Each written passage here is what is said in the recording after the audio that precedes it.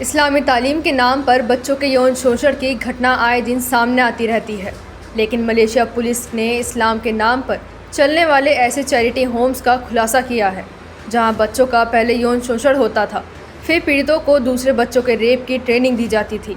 ऐसे 20 charity Holmes पर police ने छापा मारा है। 400 से अधिक बच्चों को मुक्त कराया गया है।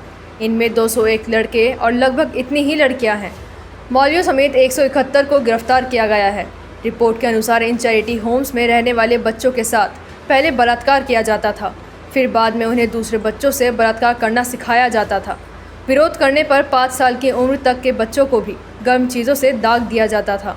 छापेमारी की कार्रवाई चैरिटी होम्स में बच्चों के साथ दुर्व्यवहार, यौन उत्पीड़न और छेड़छाड़ जैसी दुर्घटनाओं की शिकायत मिलने की बात की गई है। 20 चैरिटी होम्स पर पुलिस ने मारा छापा। 5 साल की उम्र तक के बच्चों को भी गर्म चीज़ों से दाग दिया जाता था। कई देशों में इनका कारोबार फैला हुआ है। बच्चों को जन्म के तुरंत बाद यहाँ भेज दिया जाता था। पोर्ट डिक्सन में चल रहे चैरिटी होम्स को लेकर यह शिकायत 2 सितंबर 2024 को मिली थी। इसके बाद 11 सितंबर को 2 अलग-अलग राज्यों में चल रहे 20 इस्लामी चैरिटी होम्स पर छापेमारी कर 402 बच्चों को मुक्त कराया गया। इन चैरिटी होम्स का संचालन global Ikhwan services and business नाम की कंपनी करती है।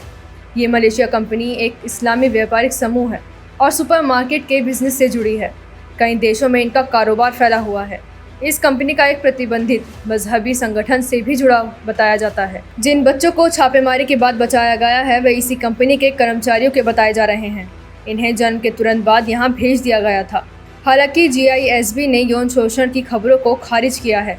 कहा है कि कंपनी किसी भी अवैध गतिविधियों में शामिल नहीं है और वह इस मुद्दे को सुलझाने के लिए पुलिस के साथ सहयोग करेगी। GISB का संबंध जिस इस्लामी संगठन से बताया जाता है उसका नाम अल करम है। इसे 1994 में मलेशिया की सरकार ने प्रतिबंधित कर दिया था।